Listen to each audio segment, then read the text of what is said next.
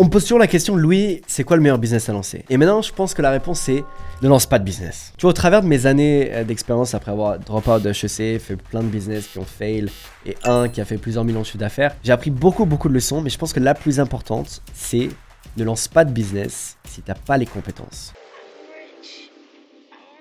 Alors j'ai toujours été l'ado qui savait qu'il voulait devenir riche. Je détestais l'idée du salariat, de travailler pour quelqu'un et d'être entre guillemets bloqué là-dedans. Donc je passais mes journées sur YouTube et j'essayais de savoir comment devenir riche, mais surtout c'est quoi le meilleur moyen pour devenir riche. Et je savais que j'allais devoir faire plein de sacrifices, de beaucoup bosser. Mais évidemment ce que j'ai trouvé c'est qu'il fallait que je monte un business. Mais un business fondamentalement c'est quoi ?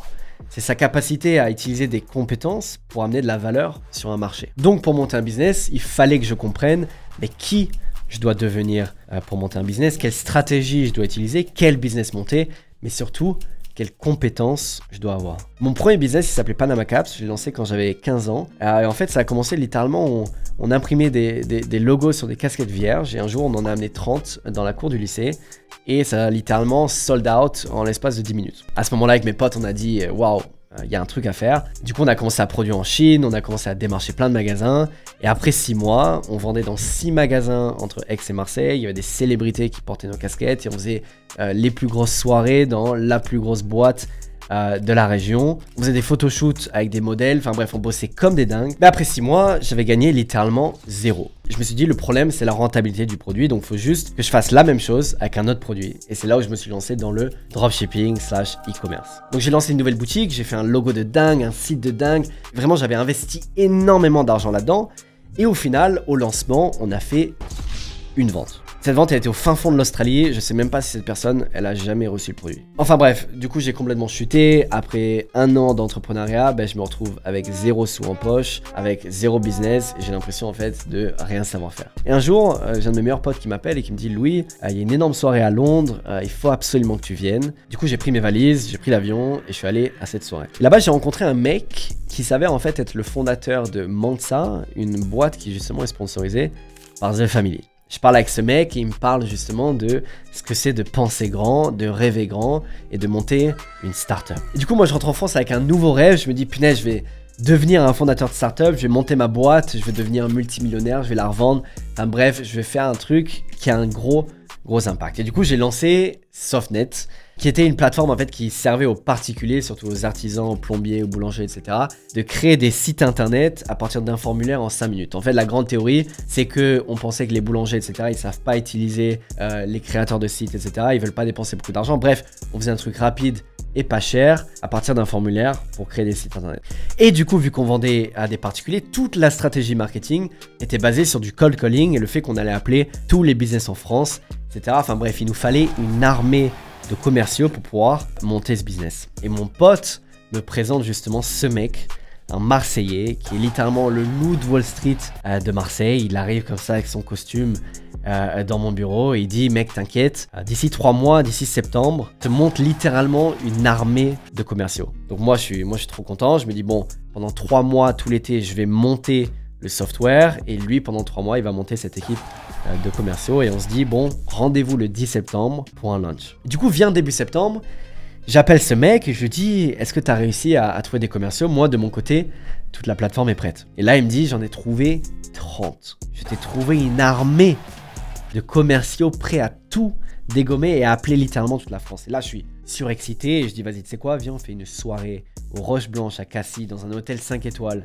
vue sur mer, et on fait une fête de dingue, on motive tout le monde, enfin bref, le loup de Wall Street. Là, il me dit, incroyable, vas-y, viens, fais ça. Du coup, j'organise tout, je planifie toute la soirée. Et du coup, vient le 9, la veille, et là, je l'appelle, et pas de réponse. Je commence à paniquer, je me dis, bon, la soirée, elle est demain. Il me répond pas, c'est un commercial, c'est les mecs qui répondent toujours, quoi. Le mec m'a jamais répondu. On a dû annuler la soirée et on a dû fermer la boîte. Plus tard, il m'a avoué que, en fait, tous les commerciaux avaient annulé et tous les commerciaux avaient refusé de bosser avec nous au dernier moment. Donc moi, encore une fois, je me retrouve avec rien. J'ai tout perdu, mais évidemment, je veux comprendre pourquoi j'ai fail. Pourquoi aucun commercial ne veut bosser avec nous. Du coup, je m'invente un mentor imaginaire. C'est moi qui parle à moi-même, mais en fait, d'avoir un mentor imaginaire, ça me permet de répondre à mes questions de façon plus objective. Et je dis à ce mentor, du coup, ouais, pourquoi aucun commercial n'a voulu venir bosser avec la boîte? Il me dit, bah d'abord, c'est quoi ton produit? je fais des sites. Il me dit, mais ça existe déjà. Enfin, tout le monde fait des sites. C'est quoi ton truc spécial, quoi? Je fais, bah nous on les fait rapides, on les fait à partir d'un formulaire et c'est un format mensuel. Tu vois, t'as parlé à tes clients de s'ils aiment le produit, s'ils aiment le service? Et là je lui réponds, bah j'ai jamais parlé de clients, j'ai jamais de clients. Il me fait, mais alors comment tu sais que t'as un bon produit? Comment tu sais que ta plateforme même, elle marche? Et bah j'ai testé, etc. Ah ouais, mais comment est-ce que tu sais même si les gens veulent utiliser ta plateforme? Est-ce qu'elle est même utilisable en fait? Et là j'ai réalisé d'un œil objectif et en fait le produit était juste bidon quoi. Le fond du problème, c'est que j'avais jamais eu les compétences.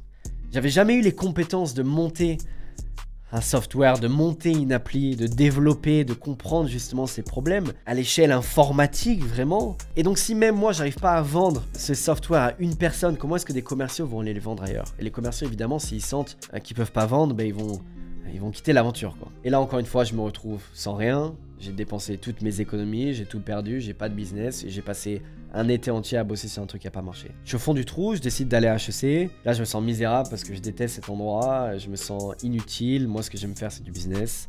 Je me lève tard et je rentre en fait dans une dépression. On va pas rester là.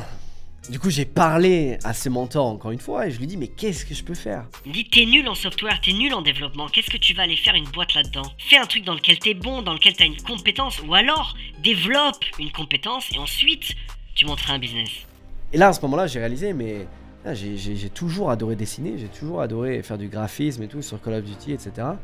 Je me dis, vas-y, je vais monter une boîte là-dedans. J'ai commencé à faire des logos et en l'espace de 6 mois, je faisais 10 000 € par mois. Le mois d'après, je faisais 20 000 € par mois. Et au bout d'un an, je gagnais plus que 99,9% des gens dans ce monde. Juste parce que j'ai compris cette chose simple. La question, c'est pas quel business je dois lancer, mais quel skill je dois apprendre.